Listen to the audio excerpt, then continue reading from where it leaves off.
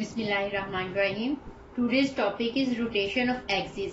Let xy coordinate system be given. We rotate OX and OY about the origin through an angle theta so that the new axes are OX and OY as shown in the figure. यानी हमारे पास एक coordinate system है, हम जो original coordinate system है वो small x Y के साथ डिनोट करते हैं. पहले हमने ट्रांसलेशन पढ़ी थी कि एक्सिस की किस तरह से होती है. अब हम पढ़ेंगे कि रोटेशन जो है वो किस तरह की होती है. जो एक्स वाई हमारे पास कोऑर्डिनेट सिस्टम है, ये ओरिजिनल हमारा जो कार्टेशियन सिस्टम है ओ एक्स और ओ वाई है, इसी तरह से वाई डैश और एक्स डैश है. ठीक है, अब हमने क्या किया, इसको रोटेट करना है. पहले हमने इसको ट्रांसलेट किया था. क्या हुआ था कि ओरिजिन यहाँ से कहीं भी इस प्लेन के अंदर शिफ्ट हुआ था. अब जब हम रोटेशन पढ़ेंगे इसमें ओरिजिन जो है शिफ्ट नहीं होगा, ओरिजिन यहीं पे रहेगा. ये जो एक्सिस हैं ये रोटेट हो जाएंगे. जिस तरह से सपोज ये फैन है, इसका सेंटर यहीं पे रहेगा, ये इस तरह से इसको हमने रोटेट करना है. और ये जो एंगल है ये हमेशा 0 और 90 के बिटवीन, यानी कि 90 से ज्यादा इसको रोटेट नहीं करना. यानी ये मैक्सिमम ये यानी कि एक्स एक्सिस है, यहाँ से इस कोऑर्डिनेट के अंदर तक ही रहेगा. ठीक है, क्योंकि अगर 90 से बड़ा हो जाएगा तो फिर ये यहाँ पे चला जाएगा. हमने पहले ट्रांसलेशन पढ़ी थी. ट्रांसलेशन में एक्स एक्सिस हमेशा एक्स एक्सिस के पैरेलल रहता है और जो न्यू वाई एक्सिस है वो इस पुराने वाई एक्सिस के पैरेलल रहता है. लेकिन उसमें ओरिजिन शिफ्ट हो जाएगा. इसमें ओरिजिन शिफ्ट नहीं होगा, ओरिजिन यहीं पे रहेगा. सिर्फ ये होगा कि ये रोटेशन करके थोड़ा सा ये एक्स एक्सिस भी आगे चले जाएगा और वाई एक्सिस भी आगे चले जाएंगे. ये एंगल हम कोई भी 90 से छोटा एंगल जो है हमने लेना है, 30 का, 45 का, 60 का, तो उससे देखें ये रोटेट हो गया. ये देखिए, ये मैं आपको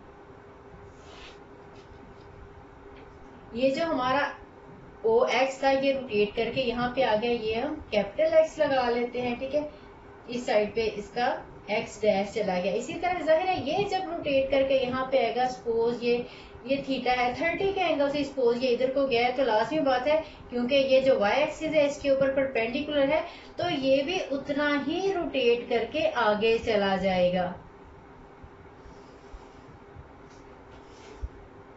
ये देखिए, अगर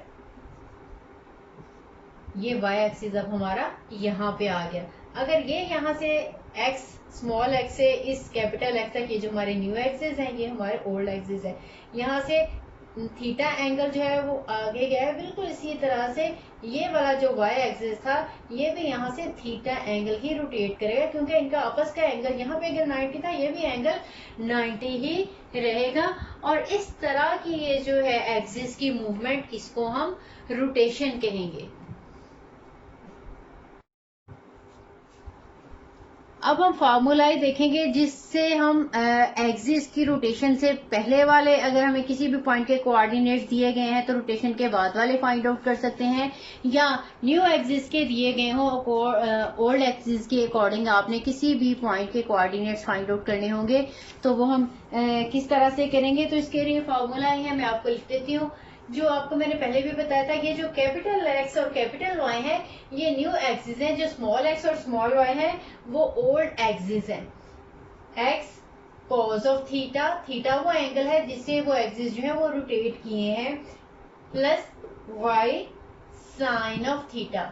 इसी तरह से अगर हमने कैपिटल वाई फाइंड आउट करना था, that will be y cos of theta minus x sine of theta. इसी फार्मूला की हेल्प से हम जो है वो न्यू और ओल्ड एक्सिस जो है वो फाइंड आउट कर सकते हैं. एग्जांपल नंबर 3 दी हुई है. इसमें आपको जो एंगल दिया हुआ है थीटा, ठीक है, that is equal to 30 degree. मैं स्टेटमेंट एक बार पढ़ देती हूँ. The x y coordinate axis are rotated about the origin through the angle of 30 degree if the x y small x y coordinates of a point are 5 and 7. ठीक है, ये तो हमारे पास पॉइंट दिया हुआ है ओल्ड वाला पुराने एक्सिस के अकॉर्डिंग, वो है 5 और 7. Find the capital x y coordinate. We have to find capital x y. ये पॉइंट आपने फाइंड आउट करना है. where OX capital X and O capital Y are the axes obtained after rotation. ठीक है, अब यही वाला फॉर्मूला हम यूज करेंगे। अगर आपने small x y find out करेंगे तभी यही यूज करेंगे, capital x y find out करने होंगे तभी हम यही करेंगे। अब हम क्या करेंगे, इसमें हम थीटा की वैल्यू सब्स्टिट्यूट कर देंगे और स्मॉल एक्स और स्मॉल वाई की वैल्यू सब्स्टिट्यूट करेंगे, सिंप्लीफाई करेंगे तो आंसर आ जाएगा। Capital x is equal to x की जगह पे हमने 5 लगा देना है। इसी तरह से कॉज ऑफ 30 डिग्री आ जाएगा, प्लस y को रिप्लेस कर देना है 7 के साथ और साइन ऑफ 30 डिग्री। अब इसकी वैल्यूज आपने सब्स्टिट्यूट कर देनी है। 5 आपको पता है कॉज ऑफ 30 की वैल्यू जो है वो √3/2 होती है, प्लस 7 साइन 30 की वैल्यू जो है वो 1/2 होती है। याद देगा 5 √3/2 और 7/2, इनका हम एलसीएम ले लें। एक्स्ट्रा मैंने मल्टीप्लाई करना है तो मल्टीप्लाई कर लेंगे, 5 √3/2 आ जाएगा और ये 7/2 आ जाएगा। एलसीएम लेंगे 2 आ जाएगा, 5 √3 + 7। ठीक है, इसी तरह से अगर हमने y फाइंड आउट करना होगा तब भी हम इसी वाले फॉर्मूला में वैल्यू सब्स्टिट्यूट करेंगे। This one is equal to y cos of theta. मैं डायरेक्टली वैल्यू सब्स्टिट्यूट कर रही थी। आपने एक दफा फार्मूला जो है पहले लिखना है, फिर उसमें वैल्यू जो है वो सब्स्टिट्यूट करनी है। मैं क्योंकि यहाँ पे लिखा हुआ है इसलिए मैं डायरेक्टली जो है वो सब्स्टिट्यूट कर रही हूँ। आपने y की वैल्यू इसमें पहले लिखनी है, 7 आ जाएगा, साथ में कॉज ऑफ 30 डिग्री, फिर इसके बाद आपने माइनस लगाना है, x की वैल्यू आपने लगानी है 5 और साथ में आ जाएगा साइन ऑफ 30 डिग्री। अब देखें यह है 7 √3/2 माइनस 5 1/2। इनका जब हम एलसीएम लेंगे तो ये आ जाएगा 7 √3 माइनस 5/2। ठीक है, तो आपने जो है इनको पेयर की फॉर्म में लिख देना है तो आपके पास जो है ये पॉइंट आ जाएगा जो कि न्यू एक्सिस के अकॉर्डिंग है। ये मैं पॉइंट आपको लिख देती हूँ।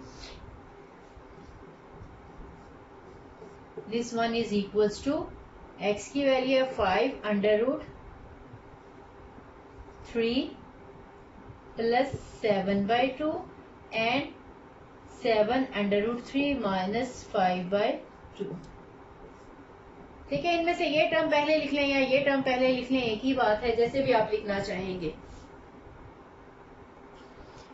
एक्सरसाइज 4.2 जो है इसके क्वेश्चन नंबर 3, इसमें बिल्कुल सारे जैसे अभी मैंने एग्जांपल कराया सारे क्वेश्चन इसके इसी तरह से हैं। आपको स्मॉल एक्स वाई जो है वो दिए हुए, साथ में एंगल दिया हुआ है रोटेशन का। आपने इन्हीं में जो है एक्स और y की वैल्यू और एंगल की वैल्यू सब्स्टिट्यूट करनी है और इनको जस्ट सिंप्लीफाई करना है। वैल्यू सब्स्टिट्यूट करने के बाद तो आंसर आ जाएंगे। जो क्वेश्चन नंबर 4 है इसमें आपको कैपिटल एक्स और कैपिटल वाई की वैल्यूज जो है वो दी हुई हैं और आपने स्मॉल एक्स और स्मॉल वाई की वैल्यू जो है वो फाइंड आउट करनी है। एंगल इसमें भी दिया हुआ है। ठीक है, इसलिए मैं क्वेश्चन नंबर 4 में से कोई एक पार्ट कर देती हूँ। जो इसकी एग्जांपल नंबर जो है नेक्स्ट 4 है वो वाली, और ये क्वेश्चन नंबर 4 ये बिल्कुल सेम है। ठीक है, एग्जांपल 1 जो है वो क्वेश्चन नंबर 1 जैसी है, एग्जांपल नंबर 2 जो है वो क्वेश्चन नंबर 2 की तरह से है। इसी तरह से जो इसकी एग्जांपल 3 है बिल्कुल वो जो एक्सरसाइज में क्वेश्चन नंबर 3 है उसके सारे पार्ट्स इसी तरह से है। और एग्जांपल 4 जो है वो क्वेश्चन नंबर 4 की तरह से है। इनमें हमें जो है वो ओल्ड एक्सिस जो है वो हमने फाइंड आउट करने हैं और कैपिटल एक्स और कैपिटल वाई जो है वो दिए हुए क्वेश्चन नंबर 4 है। इसका कोई सा भी एक पार्ट जो है मैं सॉल्व कर देती हूँ, बाकी उसी तरह से आप जो है वो बाकी भी कर सकते हैं। तो इसमें आपको पॉइंट दिया हुआ है -5 और 3। एक्चुअली क्योंकि ये न्यू एक्सिस का आपको दिया हुआ है, आपने ओल्ड एक्सिस फाइंड आउट करने हैं। दैट मीन इसमें जो कैपिटल एक्स है दैट इज -5 और जो कैपिटल वाई है दैट इज 3। और इसमें जो एंगल दिया हुआ है 30 डिग्री है और आपने स्मॉल एक्स वाई ये पॉइंट आपने फाइंड आउट करना है। तो यही हम चीज जो है वो यूज करेंगे। कैपिटल एक्स को हम रिप्लेस कर देंगे -5 के साथ। हम पहले फार्मूला ही लिखेंगे, फिर लिखेंगे substituting the value of capital X and capital Y and theta in 1। ये एक्सप्रेशन 1 लगा देंगे, ये एक्सप्रेशन 2 लगा देंगे। एक्सप्रेशन 1 में सब्स्टिट्यूट करेंगे तो हम लिखेंगे -5 equals to x cos of 30 degree plus y sine of 30 degree. ठीक है, इसी तरह से इसको सिंप्लीफाई पहले कर लेते हैं, इसकी वैल्यू सब्स्टिट्यूट करके, फिर इसी तरह से सेकंड वाली इक्वेशन में हम वैल्यूज जो है वाई की सब्स्टिट्यूट करेंगे और थीटा की सब्स्टिट्यूट करेंगे। हमारे पास 2 इक्वेशंस आ जाएंगे, उसको सिंप्लीफाई करके एक्स और वाई का आंसर जो है वो फाइंड आउट करेंगे। -5 cos 30 की वैल्यू, जो भी एंगल होगा आपने उसी की वैल्यू लगानी है, that is equal to √3/2 plus y 1/2। LCM इसका हम ले लेंगे, ये आ जाएगा 2x √3 प्लस वाई, और ये आ जाएगा -5, इन्हें हम मल्टीप्लाई करेंगे, ये आ जाएगा -10 equals to x √3 plus y. हमारे पास एक इक्वेशन बन गई है, इसको मैं 3 कह लेती हूँ। बिल्कुल इसी तरह से एक इक्वेशन जो है सेकंड वाले एक्सप्रेशन से बनेगी, उसके बाद इसको हमने सिंप्लीफाई करना है तो तुम्हारे पास आंसर आ जाएगा।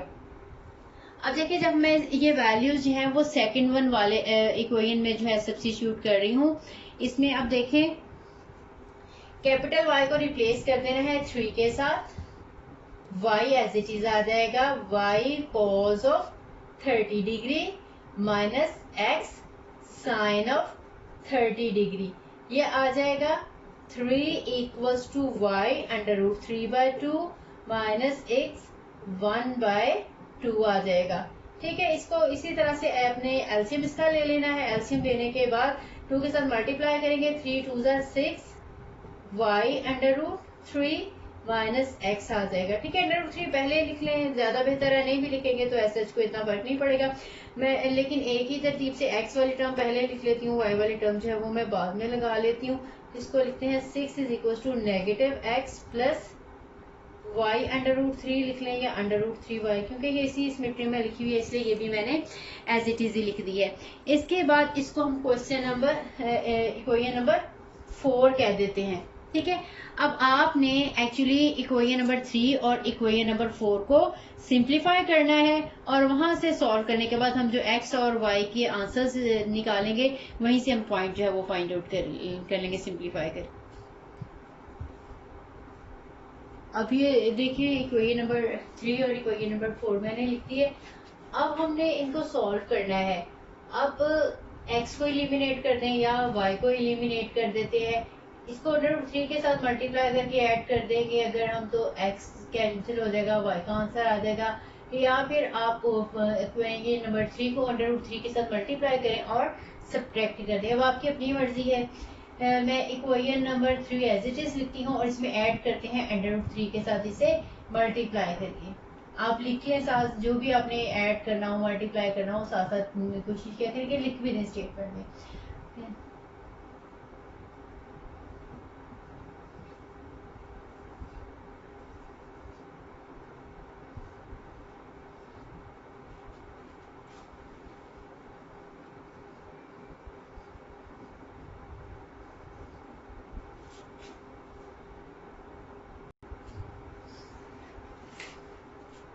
एज इट इज है, -10 equals to √3x plus y 6 √3 आ जाएगा। ठीक है, इसको √3 के साथ मल्टीप्लाई करेंगे सारी इक्वेशन को, यह आ जाएगा -√3 और x, और ये √3 को √3 के साथ जब मल्टीप्लाई करेंगे तो ये 3y आ जाएगा। ठीक है, जब आप इन्हें ऐड करेंगे तो ये टर्म जो है वो कैंसिल हो जाएगी, ये आ जाएगा 6 √3 माइनस 10, और 3y प्लस वाई जो है ये 4y आ जाएगा। यहाँ से y का आंसर अगर आपने फाइंड आउट करना है तो 4 के साथ हम डिवाइड करेंगे, y का आंसर आ जाएगा 6 √3 माइनस 10/4। इसमें से 2 जो है ये कॉमन आ रहा है, ऊपर से भी हम कॉमन निकाल के इसकी कटिंग कर देते हैं, ये आ जाएगा 2, अगर इसमें से कॉमन निकालें 2 3 6 3 √3 माइनस 5 आ जाएगा, और डिवाइडेड बाय 4। ये 2 जो है वो 4 के साथ इनकी हम कटिंग कर देंगे, ये आ जाएगा 3 √3 माइनस 5/2। ठीक है, हमारे पास जो है y का आंसर आ गया है। अब हम x का आंसर फाइंड आउट करना चाह रहे हैं। अब आपकी अपनी मर्जी है कि अब हम इसको √3 के साथ मल्टीप्लाई कर लें और इन्हें सब्ट्रैक्ट कर लें तब भी आ जाएगा, या y के ये वैल्यू किसी एक में सब्स्टिट्यूट करके सिंप्लीफाई कर देंगे तब भी आ जाएगा। ठीक है, ये y की वैल्यू है, लेकिन मैं इसी तरह से, अब पहले यहाँ पे हमने इक्वेशन 4 को मल्टीप्लाई किया था, मैं इक्वेशन 3 को मल्टीप्लाई कर लेती हूँ। और वहां से हम आंसर निकाल लेते हैं x का।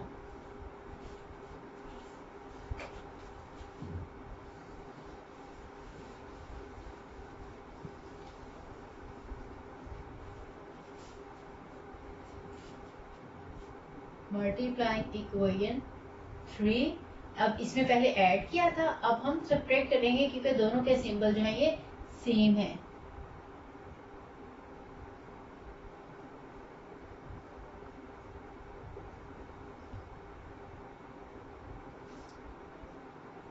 -10 इक्वल्स टू √3 के साथ मल्टीप्लाई करना है तो ये 10 स्क्वायर रूट 3 इसके साथ भी आ जाएगा।